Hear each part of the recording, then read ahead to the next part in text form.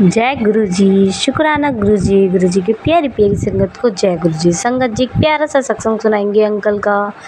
Uncle जी की गुरु जी ने कैसे ज़िंदगी बदली थी। अंकल जी एक भिखारी से कैसे एक करोड़पति गुरु जी ने उनको बनाया बचपन में। कहाँ अंकल जी के क्या क्या हालात थे, आपको सारा हम सत्संग में आपको पूरा बताएंगे संगत जी। गुरु जी बोलते हैं सत्संग पूरा सुना करो संगत जी, सत्संग सुनने वाले का भी कल्याण है, सत्संग सुनाने वाले का भी कल्याण। संगत जी आप सत्संग तो सुन रहे थे, सत्संग सुनने के बाद जय गुरु जी लिख के कमेंट्स में नहीं छोड़ते आप।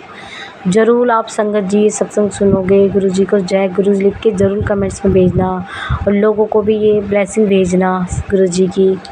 संगत जी आपको मैं सत्संग सुनाती हूँ अंकल का।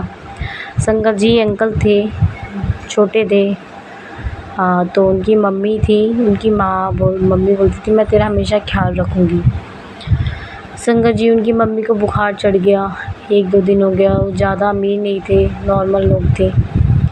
तो उनके पापा ने डॉक्टरों को दिखाया, कई जगह दिखाया। चौथे दिन उसके पापा गले पकड़ के उसकी मम्मी को रोने लग गए बहुत तेज़। उस टाइम वो अंकल समझ नहीं पाए क्या हो गया क्या नहीं हो गया। फिर उसके पापा ने बोला अब मैं ही तेरा माँ हूँ, मैं ही तेरे पिता हूँ। संगत जी फिर संगत जी धीरे धीरे उसके पापा रिक्शा चलाते थे और काम करके आते थे, अपने बच्चे का पेट पालते थे, सब कुछ करते थे संगत जी धीरे धीरे। संगत जी फिर उसके बाद अंकल के पापा घर में आए, उन्होंने अपने बेटे को गले लगाया। जब से उनकी मम्मी की डेथ हुई थी गले लगाया, बोला हमेशा तू खुश रही हो बेटा। वैसे उसके पापा चक्कर खा के गिर गए। संगत जी आस पड़ोस वालों को बुलाया, सबको बुलाया, जब तक उनकी डेथ हो चुकी थी। संगत जी वो जो एक बाप का बेटा था ना, वो माँ का वो अनाथ हो चुका था। तो सब ने वो रिश्तेदारों ने बोला मौसी तो माँ जैसी होती है, मौसी के घर भेज दो, मौसी बहुत अच्छे से ख्याल रखेगी। ठीक है संगत जी, उसको मौसी के घर भेज दिया गया। संगत जी मौसी के घर गए। मौसी अपने बच्चों को स्कूल भेजती थी, अंकल को स्कूल नहीं भेजती थी। उनके बच्चे तैयार होते तो उनके अंकल के हाथ में झाड़ू पकड़ाती थी, कहते झाड़ू लगा पूरे घर में। और अपने बच्चों के लिए नए नए कपड़े दिवाली पे लाना और उसके लिए फटे हुए कपड़ों को सिल के देना, झूठा खाना देना, कभी कभार तो देना भी नहीं खाना, भूखे रहते थे। और एक दिन उनकी मौसी ने उनको झाड़ू से पीठों पे मार रही थी, तेज पीठ पे मारा। अंकल के दिमाग में क्या आया, अंकल वहाँ से भाग गए। संगत जी भागे, पता नहीं कहाँ भागे, फुटपाथ पे सोए 2 दिन 3 दिन। जब उनको कुत्ते भौंकने जाते थे वो गाड़ी के नीचे छुप जाते थे डर के मारे। उनके ये हालात हो गए थे, भूख प्यास के मारे, ना खाना मिल रहा। फिर उनको अपने जैसे ही 3-4 बच्चे दिखे, उन्होंने बोला आ जाओ आप, हम कैसे जीते हैं ज़िंदगी में आपको सिखाते हैं। फिर उन बच्चों ने सिखाया, हम लोग यहाँ से कूड़ा बीनते हैं, रद्दियाँ बीनते हैं, बोतलें इकट्ठी करते हैं, फिर इनसे 3-4 रुपये मिल जाते हैं, हम अपना खाना खा लेते हैं। ठीक है, अंकल ने चालू कर दिया। अंकल को शर्म भी आती थी, अंकल को बड़ा दुख भी होता था। भिखारी बन गए थे अंकल, ज़िंदगी में अनाथ हो गए थे संगत जी। संगत जी उस अंकल को अब टाइम टेबल पता चल गया था, कौन से पेपर बिकने वाले हैं, कौन से पेपर नहीं बिकने वाले। रद्दी पेपर बेचते कभी वो देखते थे स्कूल के बच्चे जाते थे तो उनकी आंखें शर्म से झुक जाती थी, मैं क्यों नहीं स्कूल जा पाता। जब वो उदास हो जाते थे तो मन में दिल से एक आवाज़ आती थी, तू है ही सी, तेरी औकात ही सी लायक है, मन में उनकी यही आवाज़ आती थी।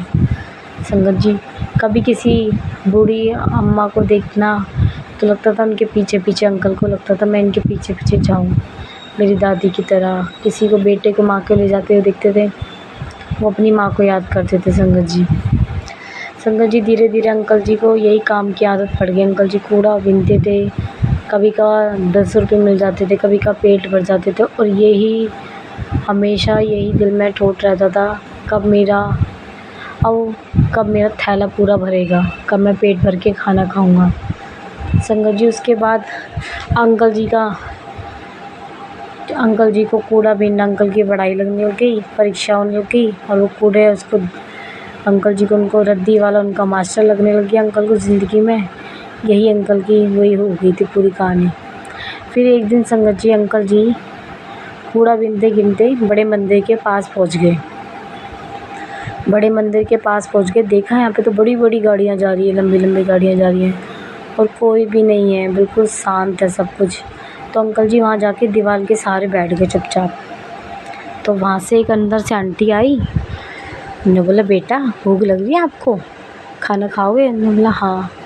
तो दाल चावल रोटी सूखी सब्जी। तो आंटी ने बोला अंकल ने बोला, आंटी पैसे तो देने नहीं पड़ेंगे। नहीं नहीं, ये गुरुजी का दरबार है, यहाँ पे किसी को खाना, सबको खाना मिलता है, चाहे आप हो चाहे हम हो, कोई भी हो। ठीक है संगत जी। बच्चे ने खाना खाया। फिर आंटी ने बोला, बच्चा तुम आके ना अंदर झाड़ू लगा दो, ये मालिक का दरबार है, और चप्पलों की सेवा कर लो। ठीक है। वो बच्चा गया अंदर, झाड़ू लगाया और चप्पलों की सेवा करना लग गया। फिर उसके बाद संगत जी वो चप्पलों की सेवा करने लग गए। फिर उनको बड़ा अच्छा लगा। उस दिन पहली बार लाइफ में अंकल बच्चे को इतना अच्छा लगा, पेट भर के खाना खाया इतने सालों बाद। ना कोई मारने वाला, ना कोई पीटने वाला। वहाँ सोते थे रोड पे, पुलिस वाले डंडे मार मार के भगाते थे संगत जी बच्चे को। इतना अच्छा लगा। फिर बच्चा रोज़ जाने लग गया, रोज़ रोज़ चप्पलों की सेवा करते थे, झाड़ू लगाते थे, रोज़ उनको पेट भर के खाना मिलता था। बड़ा वो अंदर से खुश होते थे। धीरे धीरे संगत जी वहीं पे वो रोज़ रोज़ अन्ना अंकल जाने लग गया। रोज़ अंकल वो बच्चे रोज़ यही करने लग गया। फिर संगत जी वो कभी उनने गुरुजी को नहीं देखा था। एक दिन वो दरबार के अंदर गए तो जब देखा ये गुरुजी का फ़ोटो लगा हुआ था, जब ये बोल रहे गुरुजी हैं। हाँ। फिर अंकल के किसी एजिड अंकल के पैर दबा रहे थे, वही बच्चा पैर दबा रहा था अंकल के। फिर उन्होंने बोला, ये कौन है सामने? गुरुजी कभी कब आते? उन्होंने बोला, यही हमारे गुरुजी हैं, यही है सरकार। ठीक है संगत जी।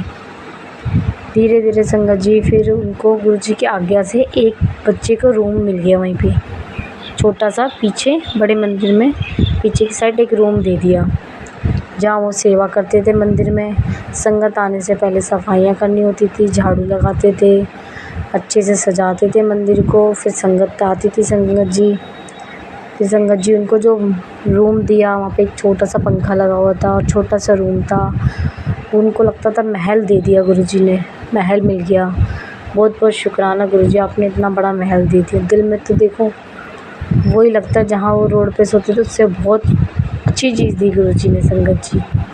और वो पेट भर के खाने लग गए। फिर संगत जी बड़े मंदिर में उनको सब जानने लग गए, बच्चे को। वो धीरे धीरे बड़े होने लग गए संगत जी। फिर संगत जी एक बड़े मंदिर में एक अंकल आते थे। उन्हें बोला, आपको पढ़ना है? तो उन्होंने बोला हाँ। अंकल जी ने उनको 1 घंटा रोज़ ट्यूशन पढ़ाते थे। रोज़ मात्राओं का मीनिंग समझाते थे, इंग्लिश क्या होती है, हिंदी क्या होती है, सब कुछ सिखाने लग गए धीरे धीरे। अंकल को सब कुछ संगत जी धीरे धीरे सब आने लग गया। अंकल जी ने सब स्टार्ट कर दिया, सब सीखने लग गए संगत जी। संगत जी फिर गुरुजी का समाधि दिवस आया। जब अंकल को पता चल गया गुरुजी चले गए, अंकल जी अब मन में रोए बहुत। अब गुरुजी चले गए, जैसे मेरे मम्मी पापा छोड़ के चले गए, गुरुजी छोड़ के चले गए, अब मेरा क्या होगा? वो सोच सोच के अंदर अंदर घबरा रहे हैं, मेरा क्या होगा? ये लोग मुझे भी निकाल देंगे यहाँ से, अब मैं कहाँ जाऊँगा गुरुजी, क्या करूँगा गुरुजी? मगर संगत जी अंकल जी ने जो सोचा था उससे परे। संगत जी अंकल जी के जाने के बाद वो भोला नाम, उनका मंदिर में भोला नाम रख दिया। सब लोग बुलाते थे, भोला ये सेवा कर लो, भोला ये सामान यहाँ रखा, ये ख्याल रखना, भोला ये सामान रखा, ये ख्याल रखना। धीरे धीरे मंदिर में नाम रख दिया भोला। फिर एक गुरुजी की बहुत पुरानी संगत थी। उसने बोला, भोला काम करेगा तू मेरे साथ? तुमने बोला हाँ जी, ये गुरुजी की आज्ञा है, तो तुम कल तैयार रहना, मैं तुम्हें लेके चलूँगा। ठीक है। संगत जी अंकल जी उनको लेके गए भोला को।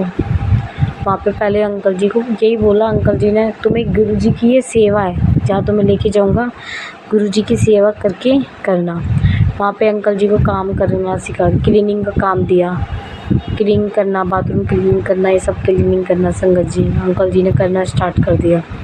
क्योंकि अंकल जी ने शुरू से काम करा था तो वो आराम से काम करते थे।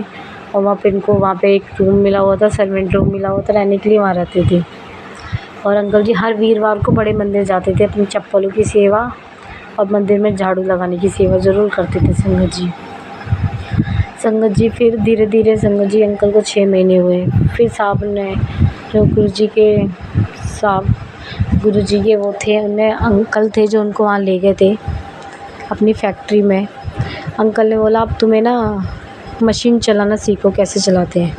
फिर अंकल जी को मशीन के पास अंकल जी सामान उठाते थे, देखते थे मशीन कैसे चलती है। धीरे धीरे अंकल जी ने मशीन चलाना सीख ली संगत जी। मशीन चलाने के बाद अंकल जी धीरे धीरे वहाँ के सुपरवाइज़र अंकल जी ने उनको बना दिए कि गुरु जी की आज्ञा है, तुम्हें सुपरवाइज़र बना रहे हैं हम। और अपना नाम कभी तो अंकल जी की जो भी पैसे कमाते थे अंकल जी, वो अंकल जी थे जो गुरु जी को वहाँ पे अंकल जी को लेके आए थे, भोला को लेके आए थे अंकल जी, वहाँ के जो मालिक थे। तो वो ना इन्वेस्ट करते थे, उनके पैसे इन्वेस्ट करते थे और उनका पैसा दुगना दुगना होता रहा संगत जी। पर उन्होंने यही बोला गुरु जी की सेवा करो। और संगत जी फिर अंकल जी को बोला अब तुम्हें ना यहाँ पे अब तुम यहाँ के मैनेजर बना दिए गए हैं, अब तुम्हें सारा कुछ सब कुछ। अंकल जी इतना विश्वास के सब कुछ देखते थे, विश्वास के इतना विश्वास करते थे अंकल भोला पे। पूरी कंपनी देखते थे कैसे क्या है और दुगना मुनाफा आता था संगत जी। और यही कभी भी अंकल जी ने अपना नाम नहीं बताया, यही बोला गुरु जी की सेवा है, गुरु जी की सेवा। हमेशा अंकल जी ने यही काम बोला, गुरु जी की सेवा है। धीरे धीरे संगत जी अंकल जी का काम बढ़ता गया। फिर वही अंकल जी आए, अंकल जी ने बोला बोला अब तो मेरी रिटायरमेंट की उम्र आ गई है, अब तुम्हें मेरी 5 कंपनियां संभालनी है, यहाँ भी और बाहर भी, लंदन में भी, विदेश में भी, हर जगह। ठीक है संगत जी। अंकल जी कभी विदेश जाते, कभी लंदन जाते, कभी अमेरिका जाते, सब जगह करना स्टार्ट कर दिया अंकल जी ने गुरु जी के आशीर्वाद से। पता नहीं संगत जी जिसको कुछ आता नहीं था भोला को, कहाँ गुरु जी ने आज उनको इतना दिया गुरु जी ने, मगर आज भी अपना नाम नहीं लेते वो संगत जी। और आज इतना करोड़पति हैं, लोग उनको बोलते हैं अपना नाम क्यों नहीं बोलते आप। जो भी हूँ मेरे मालिक की सेवा है जो मैं कर रहा हूँ। मैं आज भी इतना पैसा होने के बाद भी वो सोशल मीडिया पे नहीं आते सब कुछ। और रईसों में रईस हैं, कहाँ एक भिखारी बच्चा था, कहाँ गुरु जी ने आज उनको करोड़पति बना दिया संगत जी। इसलिए गुरु जी पे विश्वास रखना चाहिए, उन्होंने कभी लालच नहीं करा, जो बोला मालिक ने दिया हुआ है उसका बहुत बहुत शुक्राना है। पर अंकल जी हर वीरवार को बड़े मंदिर जाते हैं और अंकल जी बैंकॉक में रहते हैं, आते हैं वीरवार वाले दिन बड़े मंदिर आते हैं, मत्था टेकते हैं, अपनी चप्पलों की सेवा करते हैं, झाड़ू लगाते हैं संगत जी। कई लोग उनको भोला को मंदिर में जानते हैं, अब तो कई नई संगत आ गई है, पुरानी संगत कम हो गई है, बहुत सारे लोग भोला को जानते हैं संगत जी। अब वो मंदिर में आते हैं, कोई उनको ऐसे बच्चा दिखता है, वो उनको एक थाली और यही चीज़ करते हैं, उनको अपना अतीत याद आता है गुरु जी, कैसे मैंने पूरी ज़िंदगी में वो करा।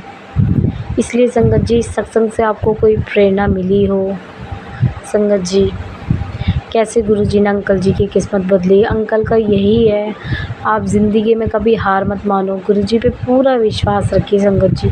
वो मालिक है, उसने हमें ज़िंदगी बनाई है हमारी, तो हमें सब्र देना भी सिखाते हैं, हमारी सारी चुनौतियों को पार करते हैं संगत जी। संगत जी अंकल का ही आप देख लो, अंकल जी को अंकल जी कहाँ सोते थे ज़मीनों पे, रोडों पे, फुटपाथ पे, गुरु जी ने कहाँ से कहाँ कर दिया आज अंकल जी को।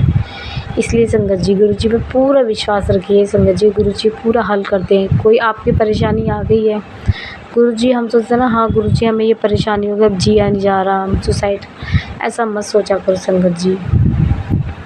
हम इंसान हैं, हम भटक जाते हैं, इसलिए गुरु जी हमारा क्या पता बड़ी बीमारी छोटे पे काट देते हैं संगत जी। तो गुरु जी पे पूरा विश्वास रखिए, तो गुरु जी को पूरा सरेंडर कर दीजिए संगत जी। जय गुरु जी, शुक्राना गुरु जी। गुरु जी जो ये सत्संग सुनो उसको बहुत ब्लेसिंग देना, उसके घर को ब्लेस करना, उसके घर में सब ठीक रहे गुरु जी। जय गुरु जी, शुक्राना गुरु जी। ओम नमः शिवाय। शिव जी सदा सहाय। ओम नमः शिवाय। गुरु जी सदा सहाय। जय गुरु जी, शुक्राना गुरु जी, शुक्राना गुरु जी, शुक्राना गुरु जी, शुक्राना गुरु जी। Love you Guru ji.